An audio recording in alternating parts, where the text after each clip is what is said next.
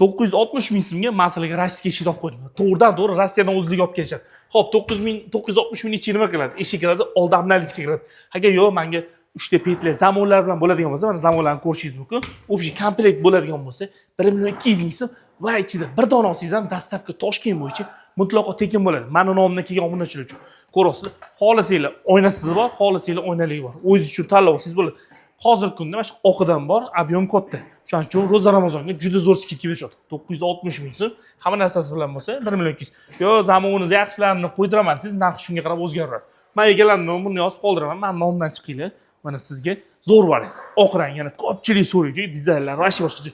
Rossiyada ishlab chiqarilgan, shunisiga ham beriladi. Rossiyadan o'zligi olib kelishadi. Uje bilavering, Rossiya qanaqa ish chiqarishini. Sifatli mahsulot chiqaradi.